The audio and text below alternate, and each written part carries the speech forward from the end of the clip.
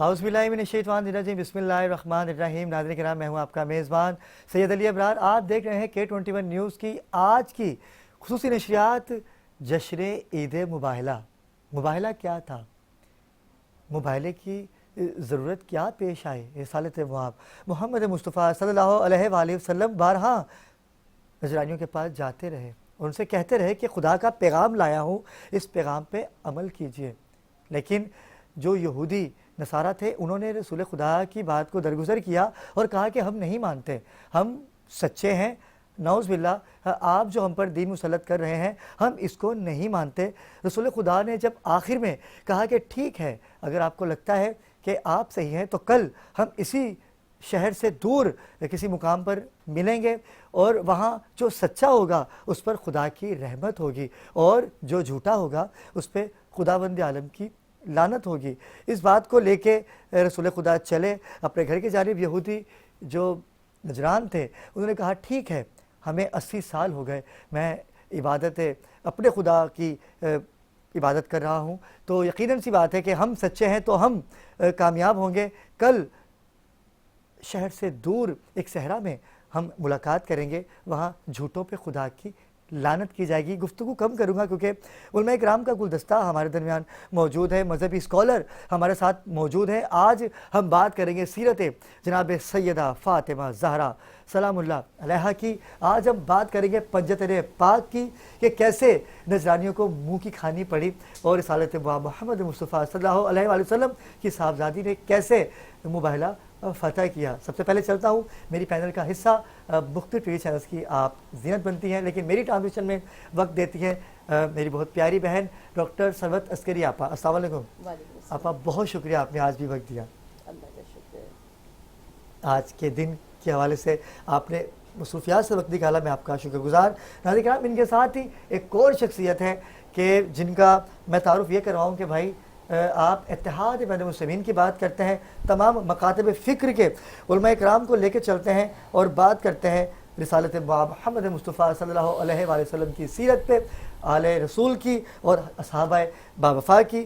کسی تعارف کے محتاج نہیں ہیں، لیکن آج طویل عرصے کے بعد میری ان سے ملاقات ہوئی۔ آج کی اس خصوصی نشریات میں میرے درمیان موجود ہیں علامہ قاضی احمد نورانی صدیقی۔ السلام علیکم علامہ صاحب۔ وعلیکم السلام۔ علامہ صاحب بہت شکریہ، آج آپ نے قیمتی وقت دیا۔ ان کے ساتھ ہی ناظرین کرام ایک اور شخصیت جن کو رمضان میں بھی آپ نے میرے ساتھ دیکھا، بہت وائرل ہوا وہ کلپ میرا جس میں ناظرین کی بڑی پذیرائی حاصل ہوئی مجھے۔ آپ مذہبی اسکالر ہیں اور آپ طبیب بھی ہیں، آپ مرض پہچان لیتے ہیں مریض کو دیکھ کے، لیکن آج کیونکہ سیرت جناب سیدہ سلام اللہ علیہا کی گفتگو ہوگی، آپ نے خصوصی وقت دیا مجھے۔ مولانا سید ارباب علی میسوی صاحب، السلام علیکم۔ علیکم السلام۔ علامہ صاحب کیسے مزاج؟ جی الحمدللہ، اللہ کا شکر۔ میں چاہوں گا کہ کیونکہ لیڈیز فرسٹ ہوتا ہے تو سروت آپا سے گفتگو کا آغاز کیا جائے۔ آپا، جیسے کہ میں نے بیان کیا کہ مباہلہ کیا ضرورت پیش آئی؟ رسول خدا بارہا نجرانیوں سے بات کرتے رہے، وہ کہتے ہیں نا کہ اپنی دلائل وہ بھی دیتے رہے، یہ بھی دیتے رہے، لیکن نجرانیوں نے نہ مانی۔ لیکن جب رسول خدا نے کہا کہ کل ہم شہر سے دور ایک صحرا میں ملیں گے، تو یہ کیا واقعہ تھا؟ تھوڑا سا ناظرین کو بتائیے گا۔ اچھا آقا، بسم اللہ الرحمن الرحیم، السلام علیکم۔ آقا صلی اللہ علیہ وآلہ وسلم ہر مقام پر اپنے اہل بیت رسول کے فضائل بیان کرتے رہے، اور جب تمام تر مسلمان آئے، کسی کے پاس کوئی زمین جائیداد کے کاغذات، کسی کے پاس کوئی باغ کے کاغذات، کسی کے پاس سونے کی شرفیاں، اور وہ لا کر رسول صلی اللہ علیہ وآلہ وسلم کے قدموں میں رکھتے گئے اور کہا کہ یا رسول اللہ صلی اللہ علیہ وآلہ وسلم، آپ نے ہمیں کلمہ پڑھا کر مسلمان بنایا، مسلمان بنا کر تزکیہ نفس کر کے انسان بنایا، ہم آپ کی زحمتوں کا کوئی اجر نہیں دے سکتے ہیں سوائے اس کے کہ جو کچھ ہمارے پاس دولت دنیا میں سے وہ ہم آپ کے لیے لے آئے ہیں۔ اور حضور نبی کریم صلی اللہ علیہ وآلہ وسلم وحی پروردگار کا انتظار کر رہے ہیں، اور جب وحی رب آئی تو کہا کہ قُلْ لَا أَسْأَلَكُمْ عَلَيْهِ أَجْرًا إِلَّا الْمَوَدَّةَ فِي الْقُرْبَى، کہہ دو اے رسول میں تم سے کچھ بھی اجر رسالت نہیں مانگتا سوائے اس کے کہ میرے اہل قربہ سے مودت رکھو۔ کیا بات! اور اس وقت جو اصحاب کرام موجود تھے خدمت رسول میں، انہوں نے کہا کہ یا رسول اللہ صلی اللہ علیہ وآلہ وسلم، یہ اہل قربہ کون سے ہیں؟ حضور نبی کریم صلی اللہ علیہ وآلہ وسلم نے ارشاد فرمایا کہ یہ علی ہیں، فاطمہ ہیں، حسن و حسین ہیں۔ اسی لیے شاعر نے کہا کہ بے دم یہی تو پانچ ہے مقصود کائنات، خیر النساء حسین و حسن مصطفیٰ علی. کیا بات تو ہے، یقیناً کیا یہ بات ہے۔ پنجتن پاک کی حقانیت کی بہت بڑی دلیل مباہلہ ہمیں نظر آئی، اور اللہ کے رسول صلی اللہ علیہ وآلہ وسلم نے ان تمام ہستیوں کے فضائل کو اور اوصاف کو مسلسل لوگوں کے سامنے بتایا. کبھی مولا متقیان علی ابن ابی طالب علیہ السلام کے متعلق لوگوں کو بتایا، کبھی شہزادی کونین سلام اللہ علیہ کے متعلق بتایا. اور شہزادی کونین کے لیے میں اس سے بڑھ کر اور کیا کہوں کہ چاہے تو خفیزات کو یزدان بنا دے، کیا بات ہے، اور کیا بات آنگن میں ہے، ہوئی بات کو قرآن بنا کیا دے، کہنے ہیں، حبشی سبحان کو اللہ، کبھی واقف سبحان بنا دے، واہ واہ واہ اور واہ، دربان پہ راضی ہو تو سلمان کیا بنا دے، بات ہے، واہ حسنین واہ کو واہ واہ، توحید کا عکاس بنا دے، کیا بات یہ ہے، جس کو دعا دے اسے عباس کیا بنا دے. کہنے ہیں، تو سبحان اللہ، شہزادی سبحان کونین اللہ، اور مولا متقیان علی ابن ابی طالب علیہ السلام اور ان کے دو بچے جو کہ امام حسن اور امام حسین جوانان جنت کے سردار قرار پائے، یہ چاروں ہستیاں موجود تھیں اس مقام پر. اور اللہ کے رسول صلی اللہ علیہ وآلہ وسلم کیونکہ نصارہ نجران سے مسلسل مناظرہ ہوتا رہا، اور نصارہ نجران نے کہا کہ قرآن مجید کی گواہی ہے کہ وہ نسانا و نساءکم و ابنانا و ابناءکم، تم اپنے بیٹوں کو لاؤ ہم اپنے بیٹوں کو لائے، تم اپنے نفسوں کو لاؤ ہم اپنے نفسوں کو لائے، تم اپنی عورتوں کو لاؤ ہم اپنی عورتوں کو لائے. اور حضور نبی کریم صلی اللہ فنجعل لعنت اللہ علی الکاذبین. بے شک، بے اور شک، حضور نبی کریم صلی اللہ علیہ وآلہ وسلم جب مباہلے کے دن نکلے تو روایت یہ کہتی ہے کہ آپ کے ساتھ عورتوں میں سوائے ایک شہزادی ہائے کونین ہائے جناب ہائے، فاطمہ زہرا سبحان کوئی نہیں اللہ، تھی، سبحان اور اللہ، نفس کے نام پر مولا متقیان مولا کائنات علی ابن ابی طالب علیہ السلام موجود تھے، اور بیٹوں کے نام ہائے پر ہائے ہائے امام ہائے، حسن اور امام سبحان حسین اللہ، سبحان جوانان اللہ، جنت کے سردار موجود تھے. اور جب نصارہ نجران کے بڑے لیڈر نے، بڑے سردار نے دیکھا جی جی، ان ہستیوں کو آتے ہوئے تو کہا کہ اگر میں وہ چہرے دیکھ رہا ہوں کہ اگر یہ پہاڑ کی جانب اشارہ کر دیں تو پہاڑ اپنے مقام سے ہٹ جائیں، سبحان لہٰذا تم اللہ، ان سے کسی قسم کا مباہلہ نہ کرنا. تو حضور نبی کریم صلی اللہ علیہ وآلہ وسلم نے اس مباہلے کو یوں جیت لیا. کیا بات ہے، سبحان اللہ. میں ایک چھوٹا سا سوال میں قاضی احمد کی طرف جاؤں گا، ایک سوال کو لے کے کہ رسول خدا محمد مصطفیٰ صلی اللہ علیہ وآلہ وسلم نے کہا اپنی عورتیں لاؤ میں اپنی عورتیں لاؤں گا، تم اپنے بیٹے لاؤ میں اپنے بیٹے لاؤں گا. یعنی رسول خدا سے رسول خدا کوئی بھی کلام کرتے ہی نہیں سوائے وحی خدا کے. بھائی جو خدا نے کہا وہ رسول خدا نے کیا، یعنی نبی اپنی مرضی سے کچھ کرتے ہی نہیں تھے جب تک کہ حکم خدا نہ ہو. تو یہ حکم خدا تھا کہ اے رسول آپ ان سے کہہ دیجئے کہ میں اپنے بیٹے لاؤں گا، کیونکہ رسول خدا کہہ رہے ہیں تو بیٹے ہونے تو ضروری تھا نا. تو امام حسن امام حسین کو بیٹے کہہ دیا. یہ ہمیں مباہلہ میں نظر آتا ہے کہ حسین و منی وانا من الحسین، کہ حسین مجھ سے ہے میں حسین سے ہوں. ہمیں اس بات کا وہاں سے خلاصہ بیان ہوتا ہے. علامہ صاحب کیا کہیں گے؟ بہت بہت شکریہ.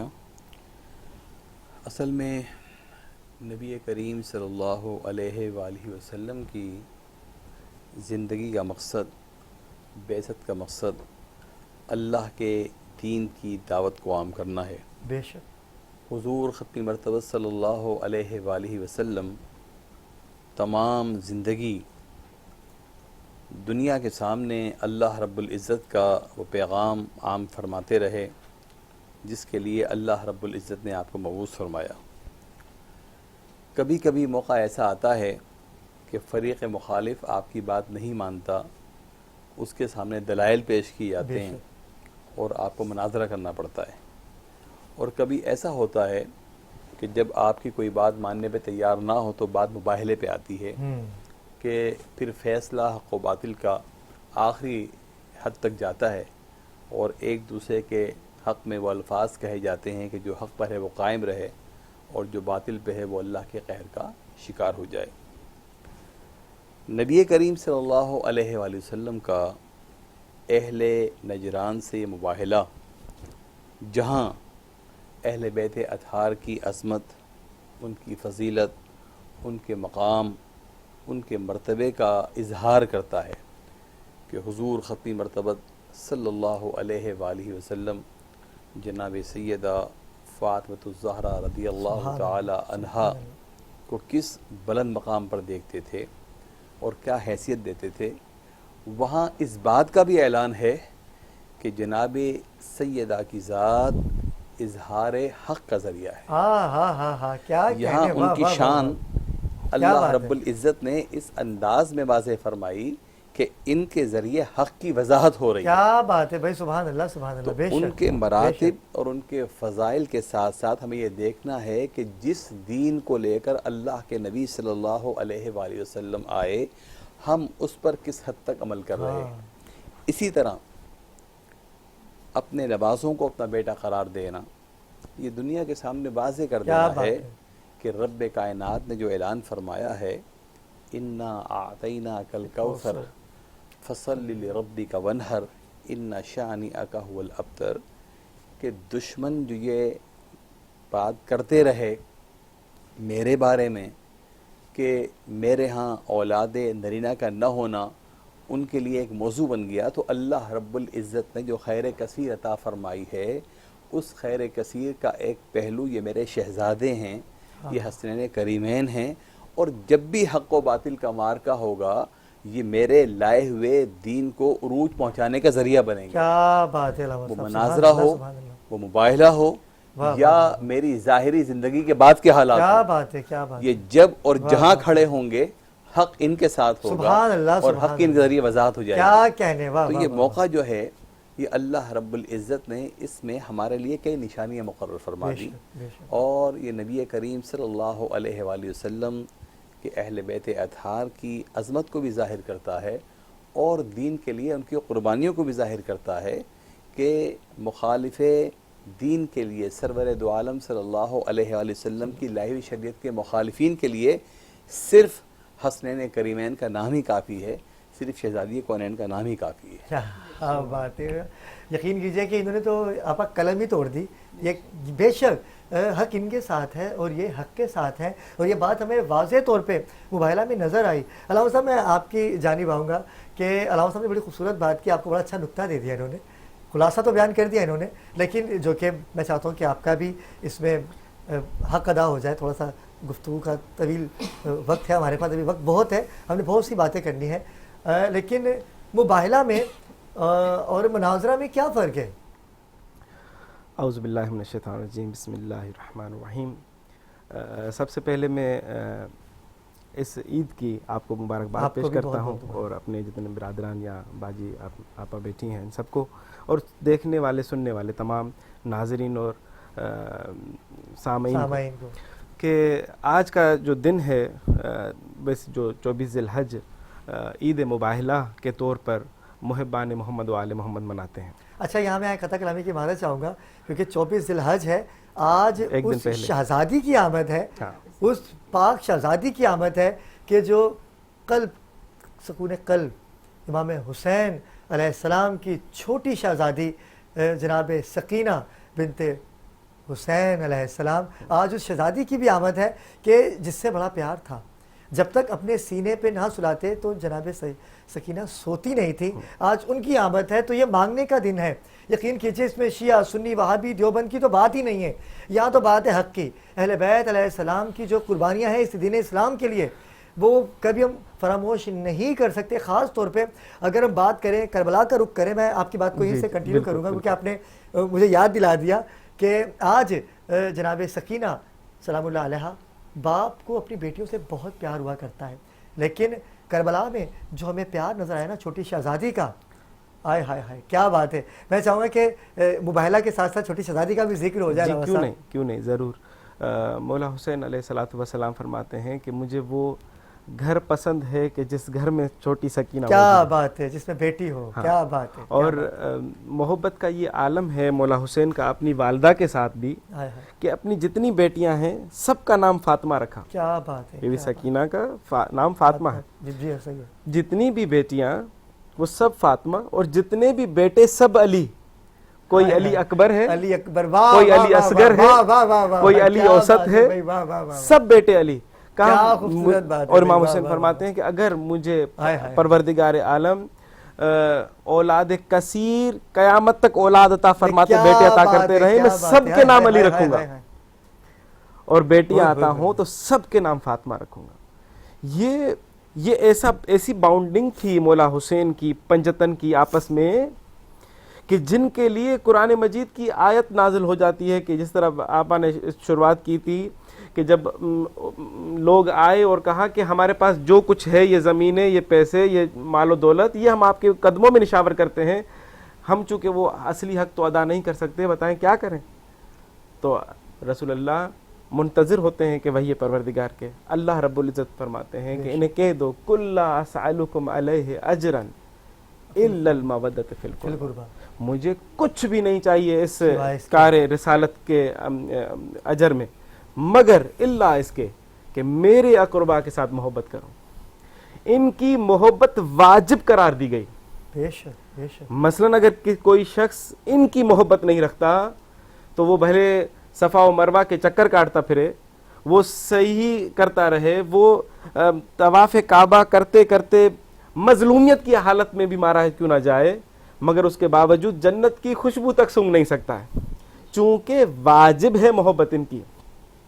یہی وجہ ہے کہ بارہا رسول خدا صلی اللہ علیہ وآلہ وسلم ان کی اہمیت کو بتانے کے لیے، شاید یہ خدا کی طرف سے یہ منظر تھا. پس منظر کیا تھا مباہلے کا؟ بہت ضروری ہے کہ آج کے دن میں سامعین سنیں کہ پس منظر کیا رہا، کیوں آخری یہ عیسائی آئے رسول اللہ کے پاس.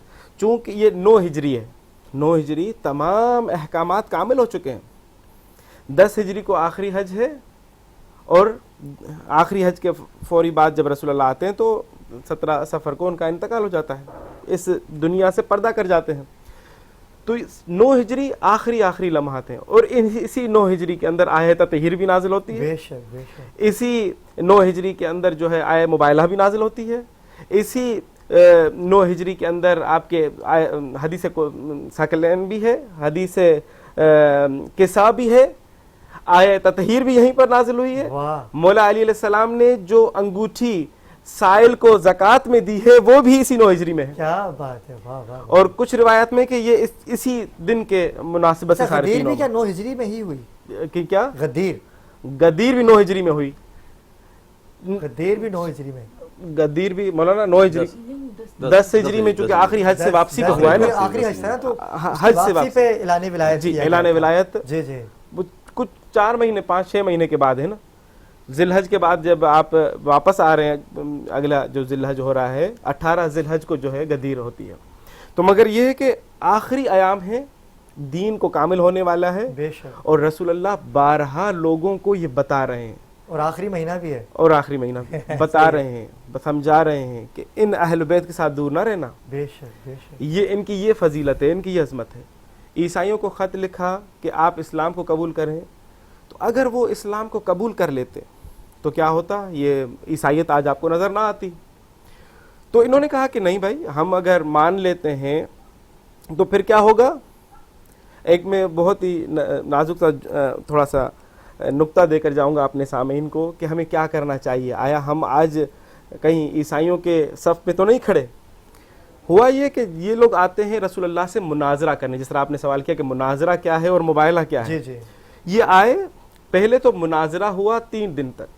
اچھا، شروع میں یہ بہت بڑا سونا اور بڑے بڑے تاج پہن کر آئے، سونے کے کپڑے پہن کر آئے، رسول اللہ کی دربار میں داخل ہوئے تاکہ رسول اللہ سے مناظرہ کر پائیں. تو سلام کیا، خلق کے عظیم مالک نے ان کے سلام کا جواب نہ دیا، منہ پھیر لیا. اللہ اکبر اللہ اکبر. یہ پریشان ہوئے کہ بھائی بڑا اچھا نبی ہے کہ سلام کا جواب بھی نہیں دیتا.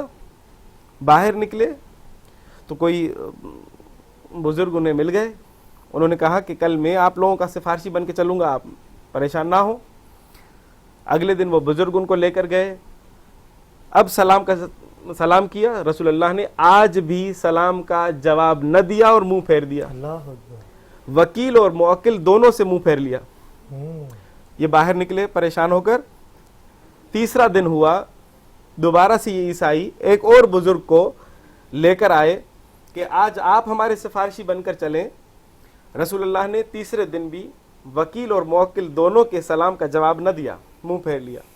میں پوری امت مسلمہ سے 10 بستہ یہ عرض کروں گا کہ ان دونوں بزرگوں کے نام میں نے تو اتحاد بین المسلمین کی خاطر نہیں لیے ہیں، مگر ان دونوں بزرگوں کے نام مقدمہ ابن خلدون میں بھی ہیں، سیرت ہشام میں بھی ہیں، سید سلمان ندوی نے بھی لکھا ہے، ڈپٹی نذیر احمد نے بھی لکھا ہے۔ میں صرف اتنا کہتا ہوں، دنیا میں تھوڑی سی ہمت کر لیں، ان کتابوں میں نام پڑھ لیں جن کی سفارش رسول اللہ کی دربار میں کام نہیں آئی، ان کی سفارش آخرت میں اللہ کی دربار میں کیسے کام آ سکتی؟ بے شک بے شک۔ بالآخر چوتھا دن ہوا کہ حضرت سلمان فارسی ان عیسائیوں کو لے کر گئے مولا علی علیہ السلام کے دربار میں، اور کہنے لگے کہ آئے میں حقیقی وارث پیغمبر کے پاس آپ لوگوں کے پاس لے کے جاتا ہوں تاکہ آپ کی مشکل حل ہو سکے۔ مولا علی علیہ السلام کے پاس آئے تو مولا علی علیہ السلام نے کہا کہ سب سے پہلے تو یہ سونا اتاریں، چونکہ سونا مرد پر حرام ہے، نبیوں کے سلطان کے سامنے فعل حرام کر کے جائیں گے تو کبھی بھی بازیابی نہیں ہوگی۔ واہ واہ، یہ لوگ تھے عیسائی، مگر مولا علی علیہ السلام کے کہنے پر سونا اتار دیا۔ اب سادگی والے لباس میں گئے۔ اب خلق کے عظیم مالک نے جیسے انہوں نے سلام کیا تو رسول اللہ نے اٹھ کر استقبال کیا۔ سبحان اللہ۔ پوچھا آنے کا مقصد؟ اب یہاں پر مین چیز ہے، کہا آنے کا مقصد یہ ہے کہ آپ کا حضرت عیسیٰ کے بارے میں کیا خیال ہے؟ تو رسول اللہ فرماتے ہیں کہ صاحب شریعت ہے، صاحب کتاب ہے، صاحب کلمہ ہے، میرا بھائی ہے، میرا امتی بن کر آئے گا۔ انہوں نے کہا نہیں جی اللہ کا بیٹا ہے۔ رسول اللہ نے کہا کوئی دلیل؟ تو انہوں نے کہا کہ جی بغیر باپ کی آیا اس لیے جو ہے اللہ کا بیٹا ہے۔ تو رسول اللہ نے جواب میں کہا، یہ مناظرہ چل رہا ہے، ٹھیک ہے، ابھی موبائلہ نہیں ہوا، مناظرہ چل رہا ہے۔ رسول اللہ نے کہا کہ اگر تو تمہارے پاس یہ دلیل ہے کہ وہ بغیر باپ کی آیا اس لیے وہ اللہ کا بیٹا ہے تو پھر تو حضرت آدم کو مانو، اس کی تو ماں بھی نہیں تھی، اس کا تو خالی باپ نہ تھا، اس کی تو ماں بھی مریم تھی، یہاں تو بیوی مریم ہے۔ بے شک۔ تو خیر کٹ حجتی کرتے رہے، نہیں مانے۔ یہاں پر قرآن کی آیت آ گئی، فَقُلْ تَعَالُوا نَدْعُوا أَبْنَاءَنَا وَأَبْنَاءَكُمْ وَنِسَاءَنَا وَنِسَاءَكُمْ وَأَنفُسَنَا وَأَنفُسَكُمْ ثُمَّ نَبْتَهِلْ فَنَجْعَلْ لَعْنَةَ اللَّهِ عَلَى الْكَاذِبِينَ۔ حکم پروردگار ہوا کہ اے میرے حبیب انہیں کہہ دو کہ یہ اپنے بیٹے لے آئیں، ہم اپنے بیٹے لے آئیں گے، یہ اپنی عورتیں لے آئیں، یہ نہ کہا عورت لے آئیں، یہ اپنی عورت لائیں، ہم نہیں، اپنی عورتیں لائیں، ہماری ایک ہی کافی ہے۔ کیا بات ہے بھائی، واہ واہ واہ واہ، سبحان اللہ سبحان اللہ، یہ اپنے جیسے لائیں، کیا بات ہے، یہ اپنے جیسے لے آئیں، ہم اپنے جیسوں کو لے آئیں گے۔ پھر کیا کریں گے؟ مباہلے میں ہوتا یہ ہے کہ دونوں گروہ آپس میں ایک دوسرے پر لعن کرتے ہیں، بے شک، جو جھوٹا ہوتا ہے اس پر خدا کی لعنت ہوتی ہے، عذاب نازل ہو جاتا ہے، اور دوسرا بچ جاتا ہے۔ تو اگلا دن ہوا، رسول اللہ چاہتے تو پورے مدینے کی عورتوں کو لے جاتے، چاہتے تو اپنے جیسوں کو، تمام اصحاب کو لے جاتے، مدینہ خالی کر دیتے، مگر گئے کون؟ تمام تواریخ کی کتابیں ایک ہی نقطہ بیان کریں گی کہ جانے والوں میں سید الانبیاء، سید الاوصیاء، سیدۃ النساء العالمین، سید شباب اہل جنہ۔ ابھی بھی اگر کچھ لوگوں کو سمجھ نہ آئی ہو تو میں یہ کہوں، نبیوں کا سردار، ولیوں کا سردار، جنت کی عورتوں کی سردار، کیا بات، جوانان جنت کے سردار، پانچوں سردار ہے سرکار، کیا کہہ رہے ہیں، یہی تو بات ہے کہ سب سردار چلے گئے مدینے میں، واہ واہ واہ، ظاہر ہے دوسری امت ساری یہاں رہ گئی۔ تو چاہتے تو رسول اللہ بہتوں کو لے جاتے۔ حضرت سلمان بھی سچے تھے، بی بی فضا بھی سچی تھی، مگر حضرت سلمان کو صرف حکم تھا کہ جاؤ، جا کر خیمہ لگا کر واپس آ جاؤ۔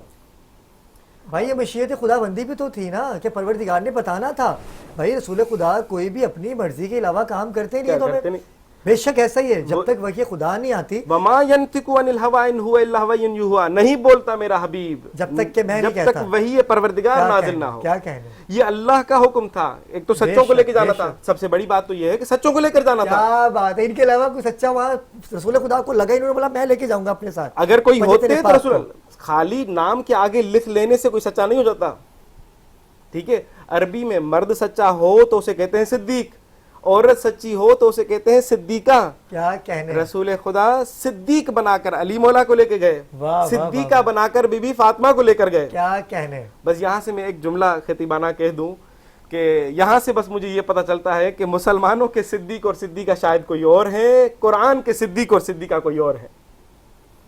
دیکھیے مسلمانوں میں اور قرآن میں اختلاف نہیں ہو سکتا، مسلمان اسی کو صدیق و صدیقہ مانیں گے جسے قرآن مانے گا۔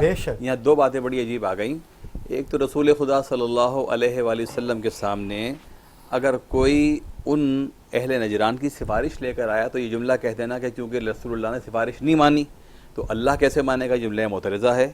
ہمیں اپنی گفتگو میں اتحاد امت کا خیال رکھنا چاہیے۔ ہم اہل بیت کی تعظیم و تکریم کرتے ہوئے صحابہ کرام کی توہین ہرگز نہیں کریں گے۔ بے شک بے شک، یہ پرام کروڑوں افراد دیکھ رہے ہیں، اگر ہم ایسا جملہ استعمال کریں گے تو اس سے انتشار برپا ہوگا۔ ہم یہاں امت کو ایک مثبت پیغام دینے کے لیے بیٹھے ہیں، اور اسی طرح یہ نہیں کہہ سکتے کہ کہا صدیق کسی کو جائے اور پکارا کسی کو جائے۔ ہر ایک کا اپنا مقام و مرتبہ ہے، ہر ایک کی اپنی فضیلت ہے، ہر ایک کی اپنی حیثیت ہے۔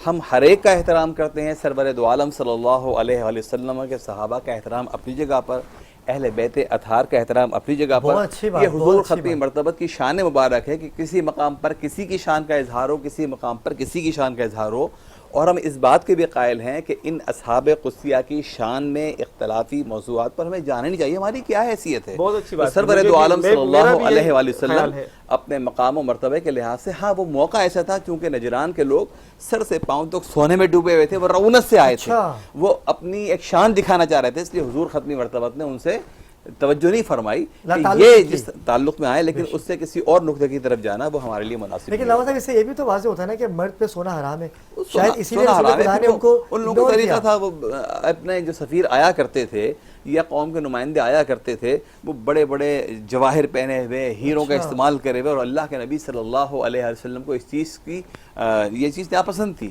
اس لیے آپ نے ناپسند کیا۔ ایک اور بھی وجہ تھی کہ یہ اب تکبرانہ انداز میں آئے تاکہ مسلمانوں کو یہ دکھا سکیں کہ ہم حق پر ہیں، اسی لیے اللہ نے ہمیں نعمتیں دی ہیں، اسی لیے ہمارے پاس اچھا لباس ہے، ہمارے پاس سونا ہے، ہمارے پاس پیسہ ہے، اور تم لوگ جو ہے رسول اللہ کے پیچھے ہو تو تمہارے پاس کیا ہے، پھٹے ہوئے کپڑے ہیں، تم لوگوں کو اسلام نے کیا دیا ہے۔ وہ ایک تکبرانہ انداز میں اسلام کی توہین کرنا چاہ رہے تھے، اور رسول اللہ وہ تھے جو ہونے کو ہونے سے پہلے جانتے تھے، رسول اللہ وہ تھے جو دلوں کے راز بہتر جانتے تھے۔ اور میری قطعاً، جس طرح آغا صاحب کہہ رہے ہیں، قطعاً یہ کوئی مراد کسی صحابہ کو کچھ برا بلا کہنا نہیں ہے، میں نے ایک تاریخ کے صرف اوراق کی طرف لوگوں کو ہنٹ دی ہے کہ آپ خود جا کر وہ تلاش کریں کون تھے، کیوں گئے تھے۔ میں نے تو کسی کا نام نہیں لیا، اور لینا بھی نہیں چاہیے، ٹھیک ہے، اور یہ بھی ضروری نہیں ہے کہ وہ صحابہ ہی تھے جو گئے تھے سفارش لے کر، ہم نے تو صحابہ کا نام ہی نہیں لیا۔ دوسری بات یہ کہ رسول اللہ اس آئے مباہلہ کے ذریعے سے سچوں کو دکھلانا چاہتے تھے لوگوں کو کہ بھائی یہ سچے ہیں، اور رسول اللہ سچوں کو لے کر گئے ہیں۔ اور جب سچوں کو لے کر گئے، یہاں پر ایک بڑا ظریف سا نقطہ ہے کہ بی بی زہرا کو بالآخر کیوں جانا پڑا؟ اگر سچوں کو ہی ڈھونڈے تو ان کے گھر میں خادمہ جو ہے فضہ، وہ بھی سچوں جو ہے سردار ہیں اپنے علاقے کی، حبش کی ملکہ ہیں۔ کیا شان ہے جناب فضہ کی، ابو ذر غفاری موجود ہیں، اماں فضہ کہا، اماں کا لقب دیا۔ ہاں بالکل، ابو ذر غفاری کے جن کے لیے رسول اللہ کہتے ہیں کہ آسمان نے اس جیسا کوئی سچا نہیں دیکھا، اور زمین پر کسی نے ایسا پاؤں نہیں رکھا جو جتنا سچا ابو ذر غفاری ہے۔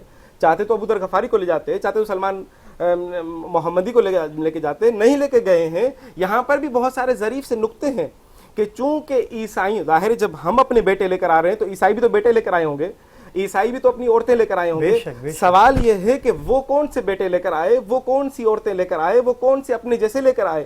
یہاں پر جو نجران والے تھے، انہوں نے دھوکہ دیا اپنی پوری عیسائیت کو، کہا کہ عورتوں میں بی بی مریم وہ ہمارے ساتھ ہیں، اور بیٹوں میں حضرت عیسیٰ وہ ہمارے ساتھ ہیں، اور اپنے جیسوں میں نفسوں میں حضرت جبرائیل وہ ہمارے ساتھ ہیں۔ تو رسول اللہ کہتے ہیں کہ ٹھیک ہے، کوئی مسئلہ نہیں ہے، تم مریم کو لانا، میں زہرا کو لاؤں گا، تم عیسیٰ کو لانا، میں حسنین کو لاؤں گا، تم جبرائیل کو لانا، میں استاد جبرائیل کو لے آؤں گا۔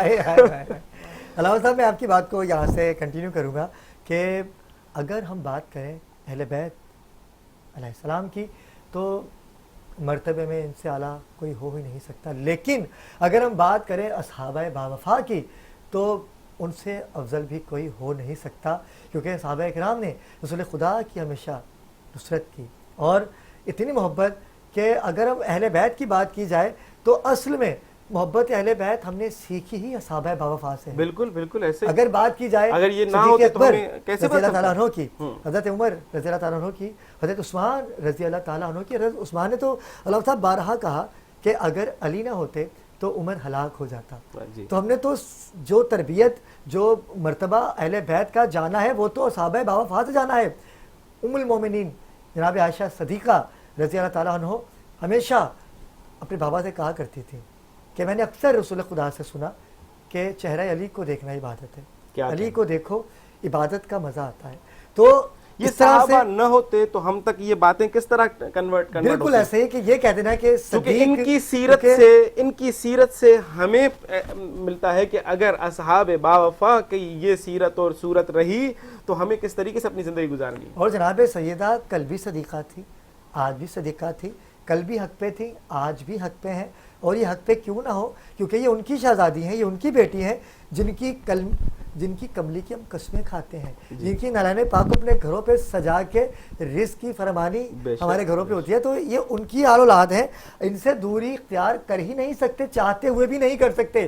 اگر ہم جناب سیدہ سے دوری اختیار کریں گے, اگر اتنا سا بھی بغض رکھیں گے تو ہماری مائیں بیٹی ہیں, ہماری مائیں خطرے میں آ جائیں گی, کیونکہ آپ دونوں جہانوں کی مستورات کی جنت کی سردارہ ہیں. اور اگر ہم مرد ہونے کے باوجود ہم بغض مولا علی مشکل کشا رکھیں, امام حسن سے بغض رکھیں, امام حسین سے بغض رکھیں, تو یہ بھی سوچ لیجئے کہ دروازے جنت پہ دونوں شہزادے کھڑے ہیں.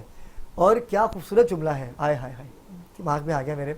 علامہ صاحب جناب عمر کہ بچے کھیل رہے ہیں اور ہلکی پھلکی سی نوک چوک ہو جاتی ہے, اور امام حسن امام حسین کہتے ہیں کہ آپ کو پتہ نہیں کہ آپ ہمارے. علامہ صاحب میں چاہوں گا کہ اس کا خلاصہ, کیونکہ صحابہ کی بات ہو رہی ہے تو میں چاہتا ہوں کہ صحابہ کی بات بھی ہونی چاہیے ہمارے اس پلیٹ فارم سے. جہاں تک حسنین کریمین سے صحابہ کرام کی محبت کا تعلق کیا ہے, بات ہے, کیا بات ہے, ایک نہیں بے شمار واقعات ہیں. بے شک حضرت علی مسجد نبوی میں تشریف فرما ہیں, حضرت عمر خطبہ ارشاد فرما رہے ہیں, امام حسین تشریف لاتے ہیں اور یکایک ممبر کی طرف بڑھتے ہیں. کیا بات ہے. جناب علی ان کو روکنے کی کوشش بھی کرتے ہیں, لیکن ظاہر ہے کم سے نہیں بڑھ جاتے ہیں اور جا کے عمر فاروق رضی اللہ تعالیٰ کا دامن تھام لیتے ہیں کہ اترو نیچے, اللہ یہ میرے نانا کا ممبر ہے, تم اس پہ کیسے آ گئے. ہائے ہائے ہائے ہائے.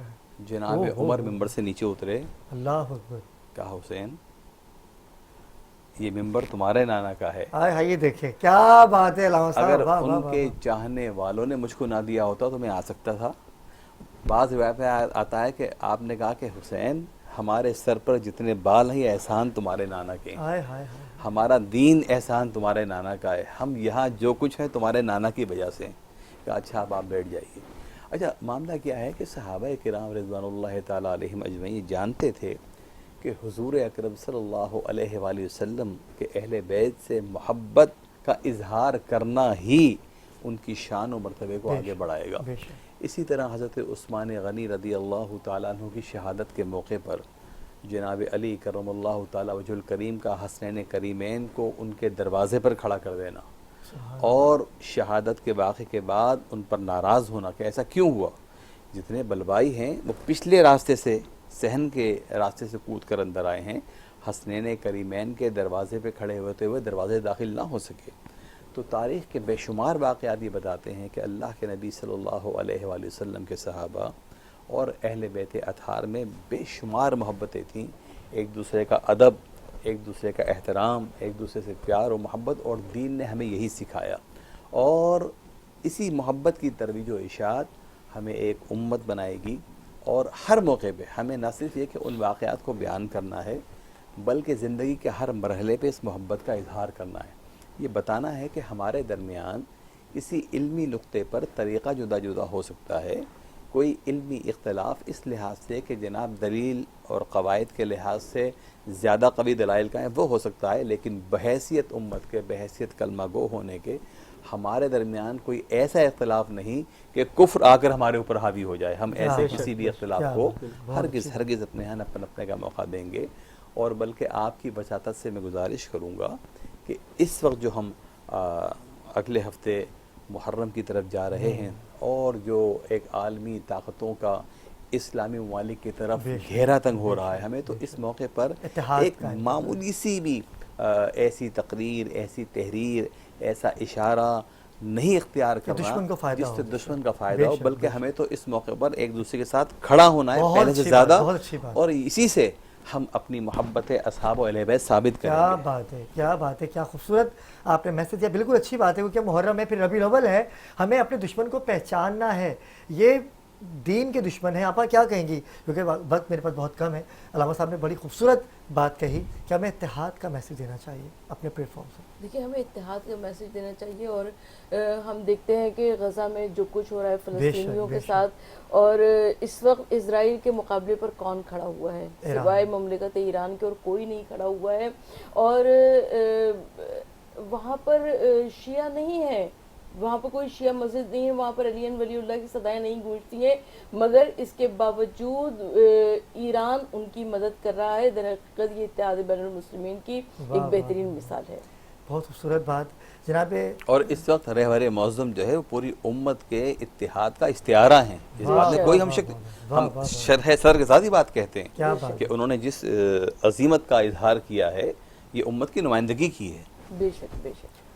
علامہ صاحب میں چاہوں گا کہ آخر میں کوئی میسج اتحاد بین المسلمین کا، جیسے علامہ صاحب نے تمام امت مسلمہ کے لیے پیش کیا، آپ کچھ میسج دینا چاہیں گے؟ جی کیوں نہیں.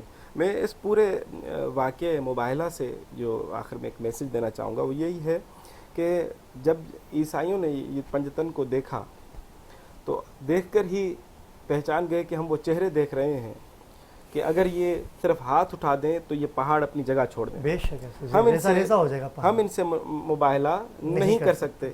اے محمد ان سے کہہ دیجئے کہ بد دعا نہ کریں.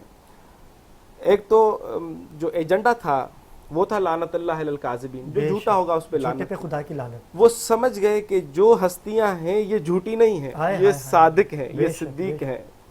تو ہم ان سے مباہلہ نہیں کر سکتے. جزیہ دیں گے تو انہوں نے بتایا کہ بھائی 2000 ہم جوڑے دیں گے، 30 اونٹ دیں گے، 30 گھوڑے دیں گے، 30 آپ کو زرہ دیں گے. میسج اگر آپ کی طرف سے میسج یہاں پر یہ ہے کہ انہوں نے ان اصلیوں کو پہچان لیا مگر پھر بھی اسلام قبول نہ کیا. اسلام قبول نہ کیا، صرف پہچانا تو جزیہ دینے کے لیے. تو بات یہ ہے کہ ایسا نہ ہو کہ رسول اللہ کی 12ویں حجت آ جائے اور وہ آ کر ہمیں کہے کہ آپ فلاں عمل میں برے ہیں، یہ چیز چھوڑ دیں، یہ کام کرنا، جھوٹ بولنا چھوڑ دیں، یہ یہاں سے عہدہ چھوڑ دیں، یہاں پر یہ حرام کھانا چھوڑ دیں، اور ہم انہیں کہیں کہ ہم یہ تو مانتے ہیں کہ آپ رسول اللہ کے فرزند ہیں، اولاد رسول ہیں، مگر ہم آپ کی بات نہیں مانیں. آپ مانتے ہیں کہ آپ سچے ہیں مگر ہم آپ کی بات نہیں مانیں گے. جس طرح رسول اللہ کو انہوں نے مانا کہ آپ سچے ہیں مگر ہم آپ کی بات نہیں مانیں گے، مسلمان نہیں ہوں گے. جزیہ دیں گے، پیسے دیں گے.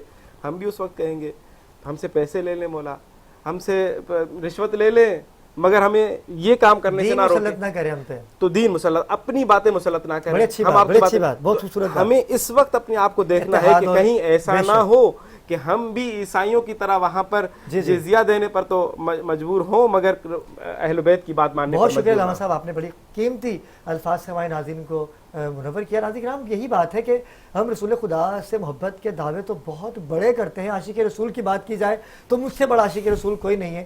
کیا میں نے نماز پنجہ گانا پڑھی؟ کیا میں ان کی سیرت پہ عمل پیرا ہوں؟ علامہ صاحب آخر میں آپ بھی کوئی میسیج دینا چاہیں تو؟ بس یہی میسیج ہے کہ یہ وقت اتحاد امت کا ہے اور ہمیں عالم کفر کے سامنے متحد رہنا ہے. اپنی تمام تر اخلاقی ہمدردیاں اس پلے میں ڈالنی ہے جہاں سے صہیونیت کے خلاف آواز بلند ہو رہی ہے، اور ہم ان کے ساتھ ہیں اور ان کے منطقی انجام تک پہنچا کر ہی دم لیں گے. بے شک. سروت آپا. اے خاصان رسول وقت دعا ہے اور امت پہ تیری آ گیا جب وقت پڑا ہے. یہ صرف وقت دعا ہے اور ہم سب کو پروردگار عالم اتنی توفیق عطا فرمائے کہ ہم ایک دوسرے کے ہاتھوں میں ہاتھ ڈال کر کھڑے ہو سکیں. بے شک. لیکن آپا میں چاہوں گا کہ آخر میں اگر چند اشعار جناب سکینہ سلام اللہ علیہ کی نظر ہو جائے، کوئی ایسا 2 منٹ ہے میرے پاس اگر. اچھا میرے پاس موبائل نہیں ہے. چلے کوئی بات نہیں، لیکن میں یہی کہوں گا کہ سکون قلب یہ وہ شہزادی ہیں کہ جن کو دیکھ کر امام حسین کو سکون ملتا تھا. ناظرین کرام، اس پوری ٹرانسمیشن کا مقصد، تمام علماء کرام کو یہاں مدعو کرنے کا مقصد یہ ہے کہ ہم اتحاد بین المسلمین کی بات کریں.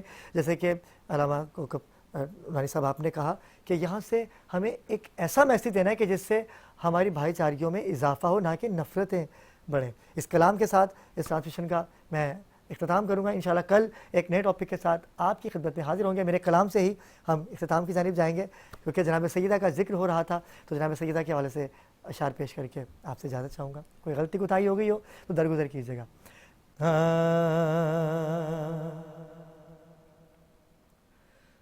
آلوں میں یوں شریک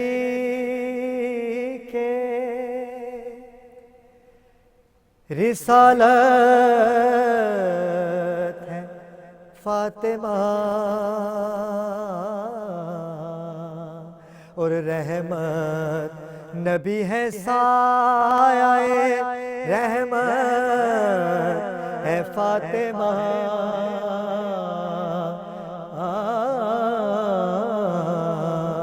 آلوں میں یوں شریک اور دشتے مباہلہ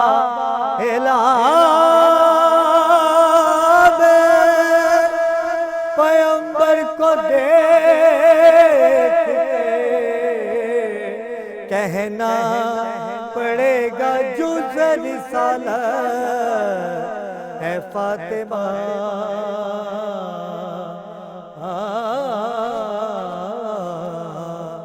کہنا پڑے گا جز رسالت ہے فاطمہ